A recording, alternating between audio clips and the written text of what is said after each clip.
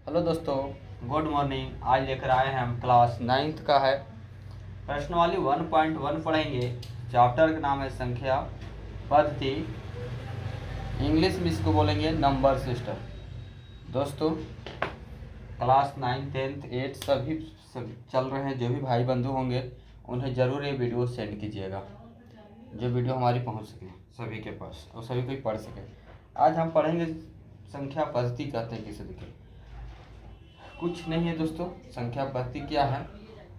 देखिए पहले दोस्तों, क्या है? संख्या है। तो पहले हम संख्या को समझाते हैं और उसके बाद क्वेश्चन को सोल्व करेंगे।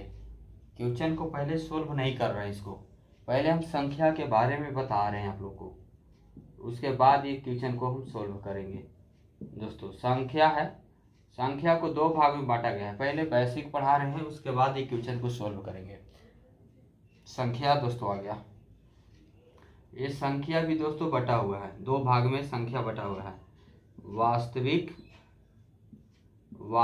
संख्या क्या बटा हुआ है दोस्तों? वास्तविक संख्या। और ये बटा हुआ है दोस्तों काल्पनिक संख्या। काल्पनिक संख्या। ग्राफ के द्वारा दोस्तों समझ अच्छा आता है। संख्या भी दो भाग में बटा हुआ है, वास्तविक संख्या, काल्पनिक संख्या।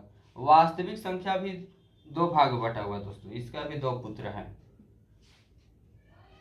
वास्तविक संख्या का भी दो पुत्र हैं। पहला परिमेय संख्या,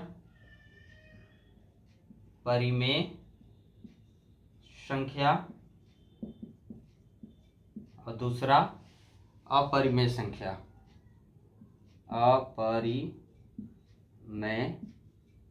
अपरिमेय संख्या।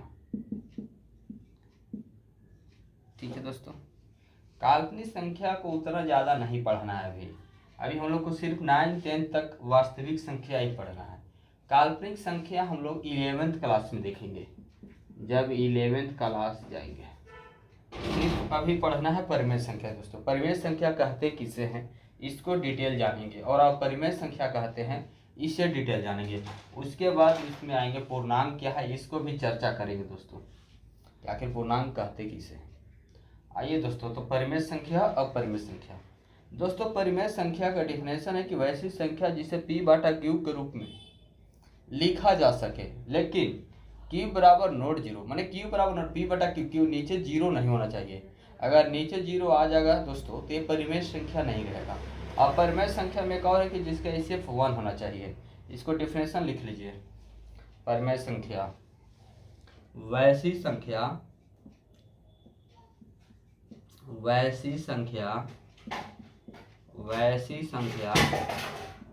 जिसे p/q के रूप में लिखा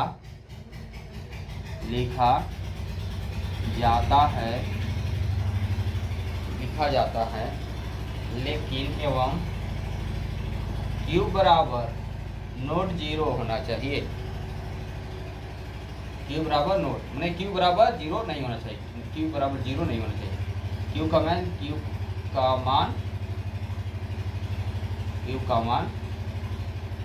जीरो नहीं होना चाहिए। हो गया दोस्तों।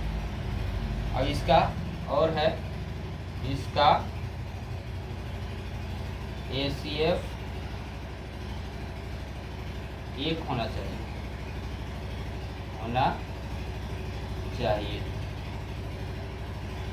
यही परिमेय है। इसका ACF 1 होना चाहिए। अब दोस्तों बोलेंगे ACF 4/5, इसका ACF 1 होगा। 3/4 ACF 1 होगा।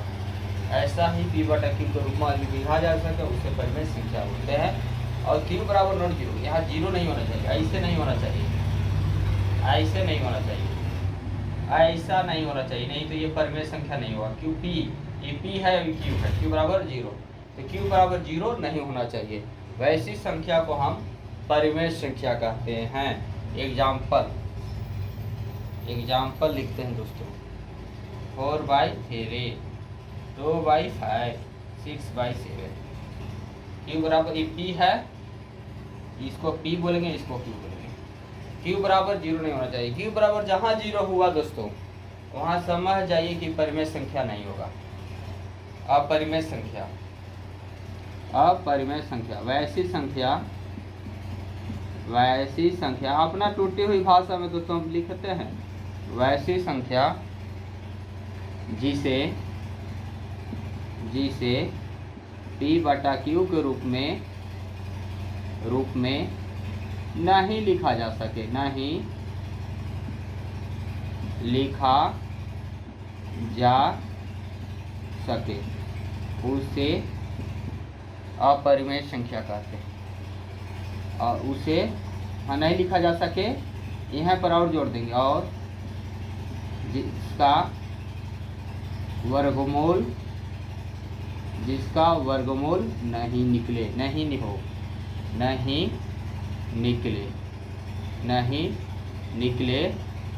उसको अपरिमेय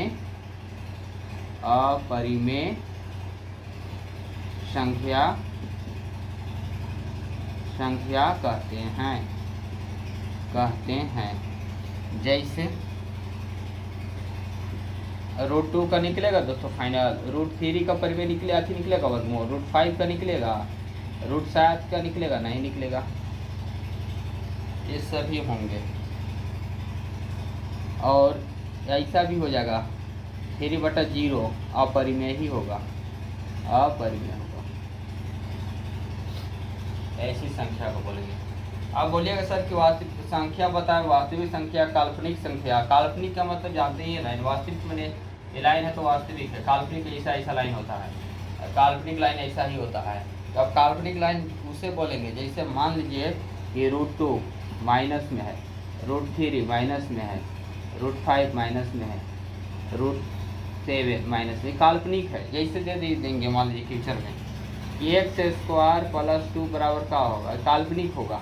x² इधर आएगा -2, x बराबर करेंगे -2 हो जाएगा, ये इसी को बोलते हैं काल्पनिक बोलते हैं। इतना उतार लीजिए छात्र। उसके बाद हम आते हैं, उसके बाद हम क्वेश्चन पर आएंगे, उसके बाद बताएंगे।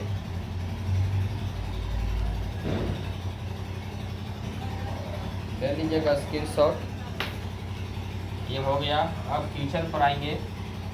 लिखा हुआ क्या, शून्य एक परिमेय संख्या है, क्या इसे p/q के रूप में लिखा जा सकता है, या p और q पूर्णांक है। हाँ दोस्तों देख लीजिए, हल क्या शून्य ना है जी दोस्तों, शून्य।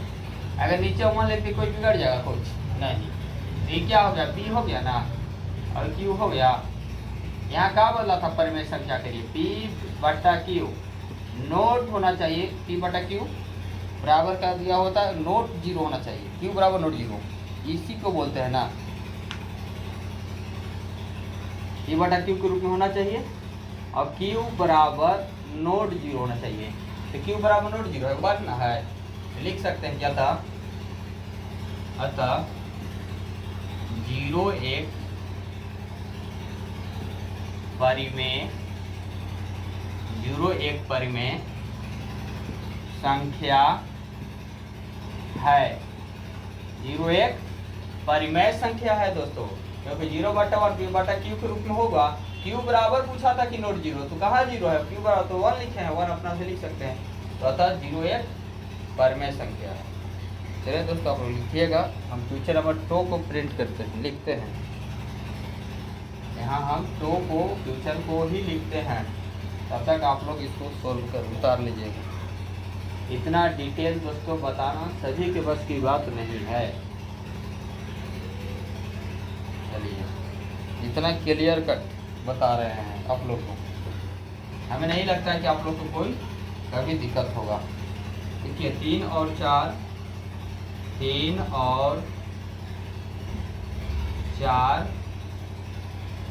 4 के बीच बीच 6 6 के मतलब समझते ना दोस्तों, 6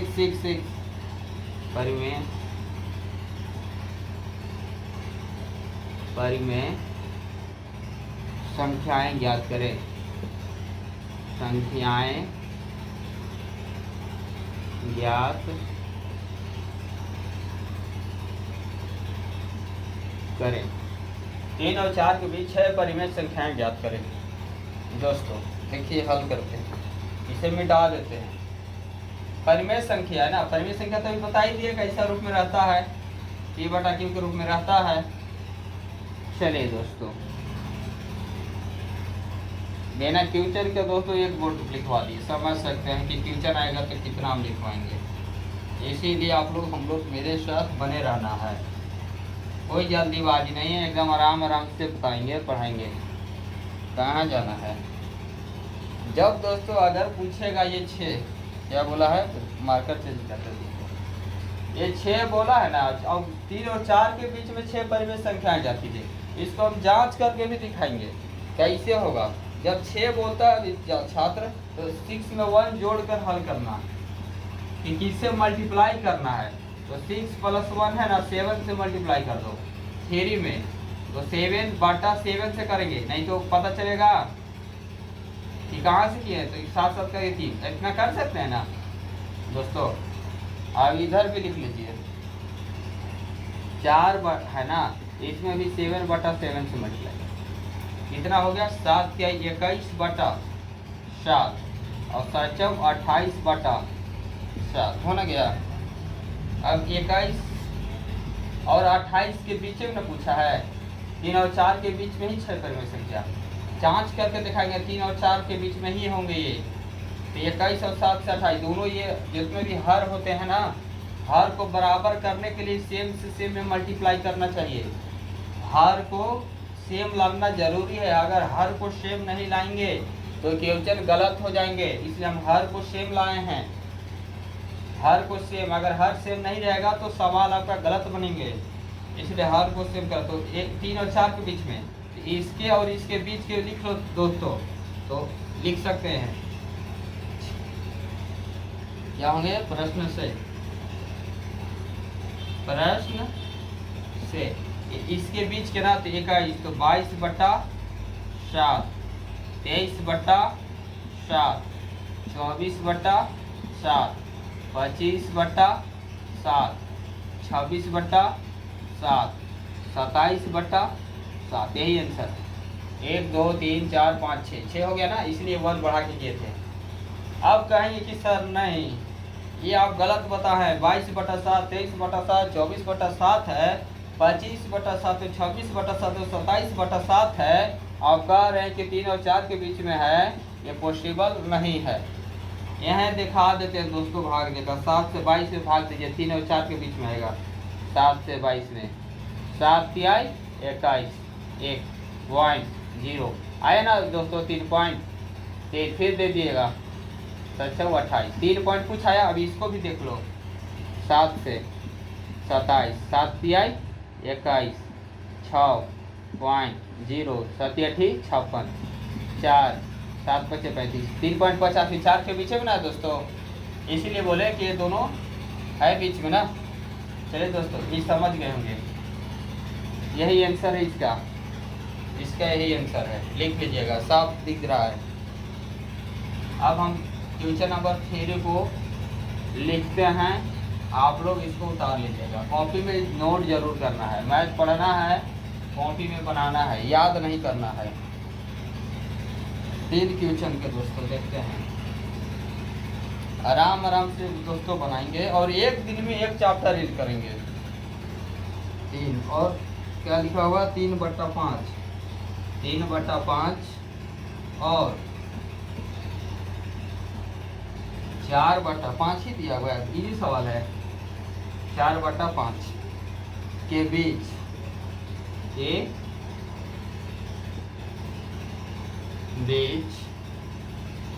5 परिमेय संख्याएं, 5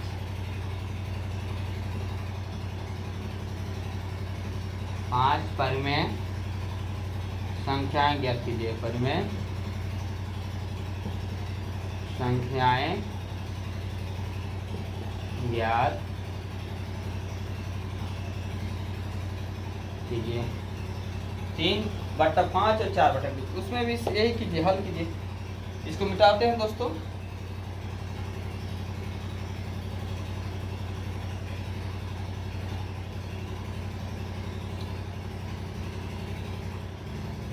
चलिए देखिए, हल करते हैं। हल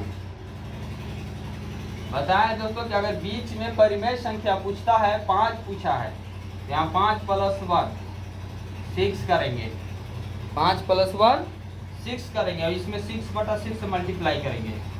3/5 गुने 6/6, इधर कर लो। 4/5 गुने 6/6 काट देंगे, 4/5 आ गया। अब 2 जोड़ कर लीजिए, 6 3 18/30, 24/30। बीच का लिख लीजिए प्रश्न से। प्रश्न से 18/30 24/30 लिखिए। 19/30 20/30 21/30 22/30 23/30। आने का दोस्तों 1 2 3 4 5 आ गए। यही आंसर है। यही क्या है दोस्तों? आंसर है। इसी को आंसर मानेंगे। अब हो गया दोस्तों, ऐसा समझ आ रहा है? बहुत इजी सवाल है 9 का, कोई दिक्कत नहीं होना चाहिए। उतारिए। इसके बाद एक और क्वेश्चन है और चैप्टर समाप्त हो जाएगा दोस्तों, चैप्टर समाप्त हो जाएंगे। अब इसमें भी डिवाइड करके बताएं। विश्वास हो गया? 3/5 और 4/5 के बीच का ना, ऐसा ही आंसर आएगा।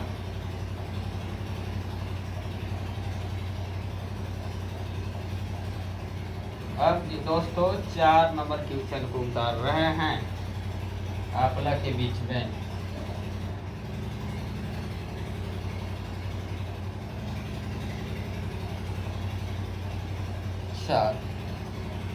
लिखा हुआ दोस्तों कि नीचे दिए गए कथन, नीचे दिए गए कथन, नीचे दिए गए कथन सत्य है या असत्य?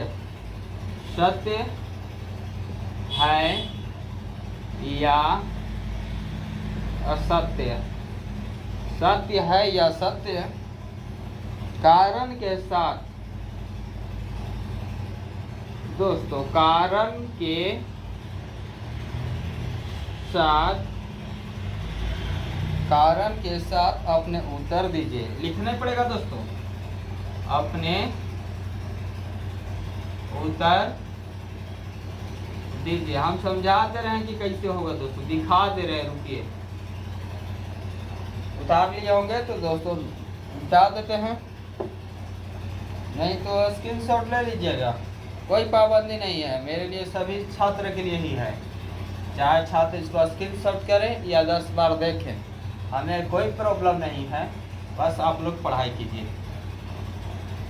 हो गया दोस्तों?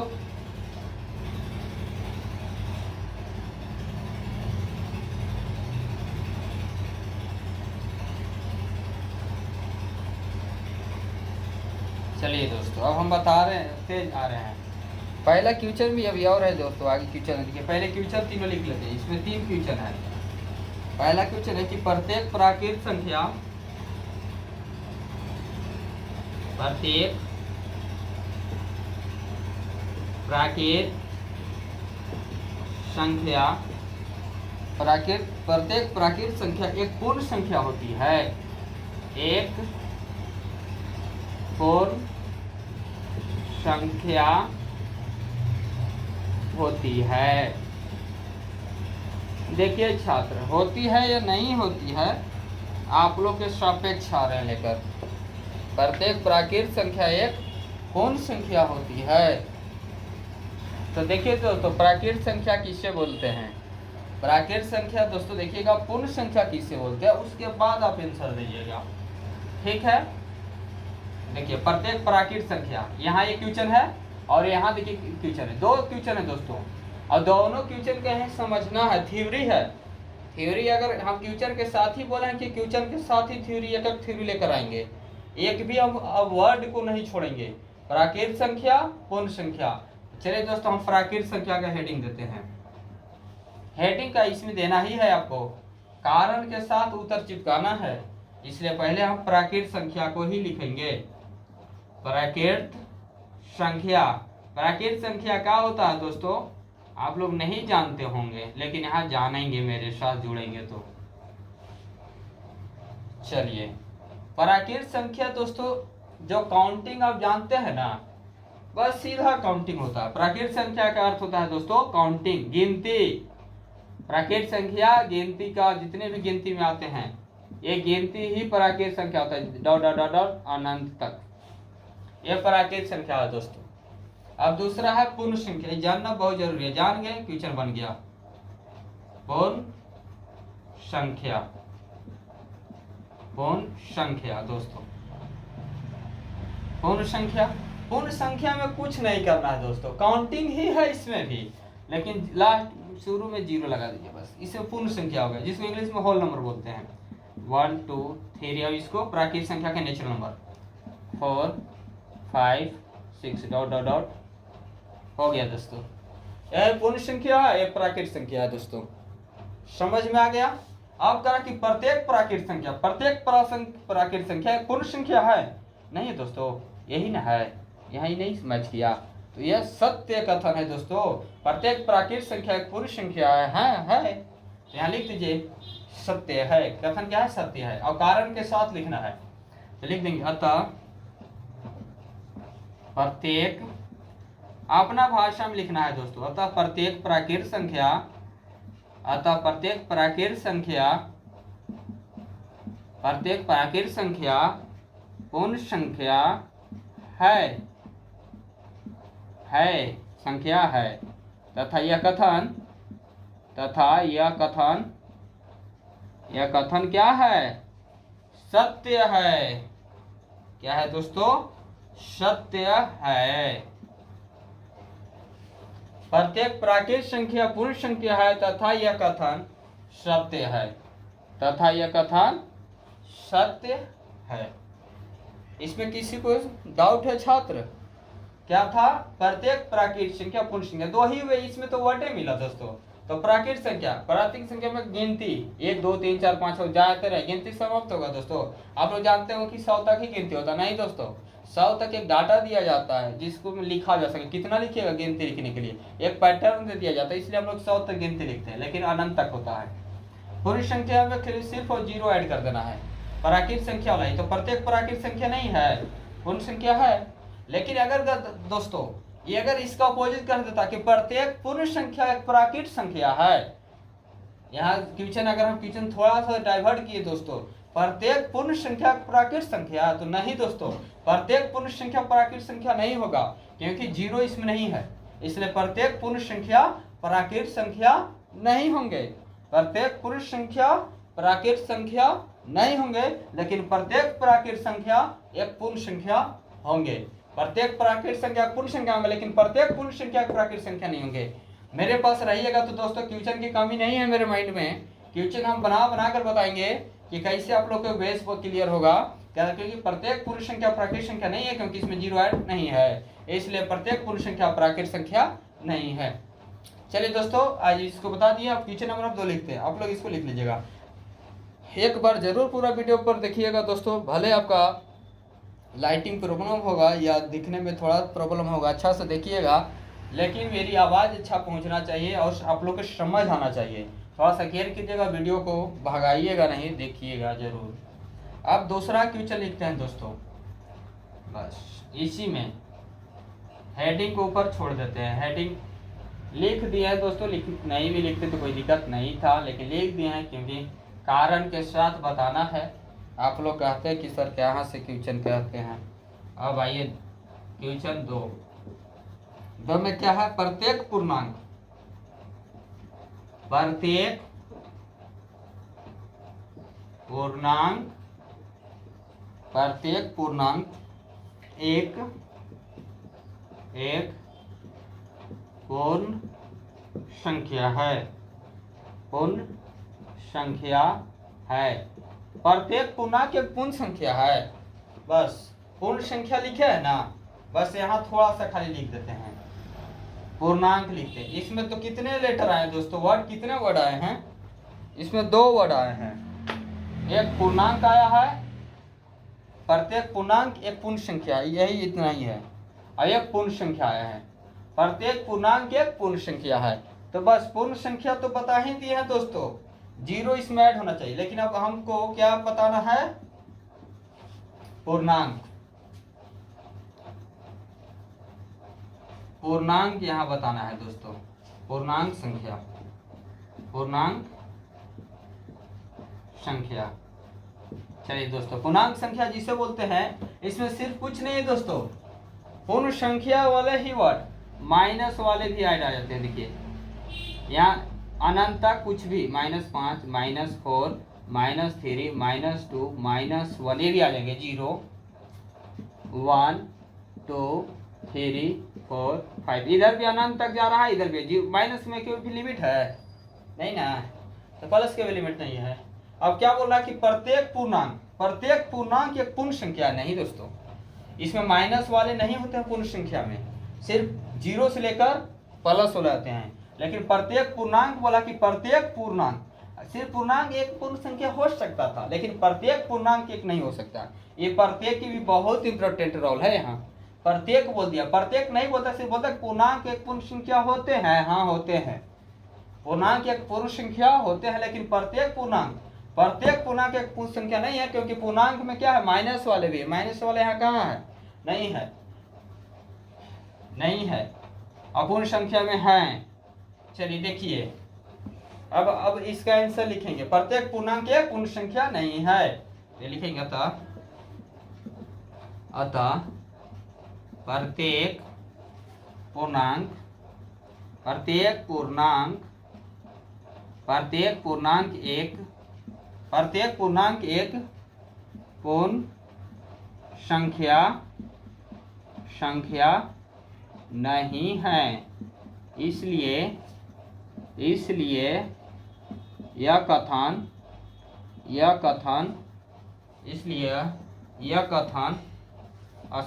है। इसलिए यह कथन असत्य है। प्रत्येक पूर्णांक एक पूर्ण संख्या नहीं है, इसलिए यह कथन असत्य है। लेकिन यही बच्चे बोल देते हैं कि प्रत्येक पूर्ण संख्या पूर्णांक संख्या है। तो हाँ, यहाँ से लेकर दोस्तों प्रत्येक मिल जा रहा है, प्रत्येक पूर्ण संख्या एक पूर्णांक संख्या है। प्रत्येक पूर्ण संख्या एक पूर्णांक संख्या है। यहाँ दोस्तों हम डबल क्रिएटर करते हैं, डबल आपको लेकर आएंगे, जिससे बच्चों को दिक्कत नहीं होंगे। बच्चे आप लोग को लिखने के लिए भी हम टाइम दे देते हैं, आप स्क्रीनशॉट जरूर लेकर जरूर इसका नोट्स बनाइएगा। प्रत्येक पूर्णांक संख्या, प्रत्येक पूर्णांक संख्या होते हैं, बट प्रत्येक पूर्णांक संख्या पूर्ण संख्या नहीं होते हैं, इसलिए यह कथन असत्य है। हो गया दोस्तों, आप लोग के बीच एक और क्वेश्चन है, उसके बाद ये चैप्टर समाप्त होंगे। एक दिन में एक चैप्टर हम समाप्त करेंगे, कोई बड़ा चैप्टर नहीं था दोस्तों, एक दिन में एक चैप्टर समाप्त करेगा। कोई ऐसा वर्ड नहीं है जहां हमारे बच्चे को प्रॉब्लम की सामना करने पड़ेगा। इसलिए दोस्तों क्वेश्चन नंबर 3 करेंगे, और देखिए 30 मिनट में एक चैप्टर पूरा फुल सॉल्यूशन कर दिए हैं। और कितना करें दोस्तों, और इतना बताते हुए ऐसा भी नहीं है कि हम स्पीड चल रहे हैं। अब देखिए दोस्तों, प्रत्येक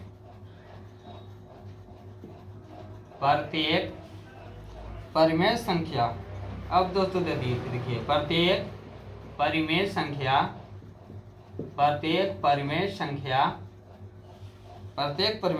एक पूर्ण संख्या है, एक पूर्ण संख्या है। आप लोग इसको उतार लीजिए दोस्तों, उतारना चाहते हैं थ्योरी तो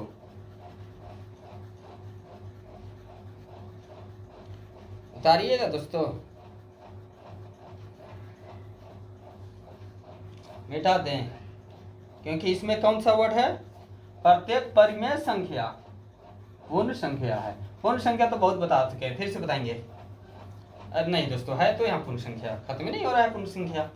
चलिए परिमेय संख्या, परिमेय संख्या पहले भी बताए हैं, हम नहीं बोले दोस्तों कि हमारा पढ़ाई हुआ दोस्तों सही बच्चे को मार्क्स अच्छा ही आएंगे। प्रत्येक परिमेय संख्या, देखिए परिमेय संख्या क्या बोले थे दोस्तों, परिमेय संख्या की एग्जाम्पल दे रहे हैं, P बटा Q के रूप में होना चाहिए परिमेय संख्या। ऐसा ही ना होता है दोस्तों, 5/4, 3/4, माने 0/1 भी हो सकता है, 9/6 भी हो सकता है, इसमें -5/6 भी हो सकता है दोस्तों, 4/3 भी हो सकता है, 2/3, माइनस वाले भी तो होंगे, P बटा Q के रूप में है ना, तो हो जाएंगे। लेकिन पूर्ण संख्या में दोस्तों, पूर्ण संख्या में क्या बोल रहा है कि हम 1 2 3 हम 0 से लेकर काउंट कराएंगे, इसमें ऐसा है, इसमें ऐसा है, एक भी ऐसा नहीं। ये क्या हो सकता है, ये हो सकता है दोस्तों, ये P बटा Q के रूप में है, ये सिंगल है, खूब करेंगे तो इसको कर लेंगे, इससे कर सकते हैं। लेकिन इसको कहाँ से लाइएगा, माइनस वाली पूर्ण संख्या में लिखेंगे, अतः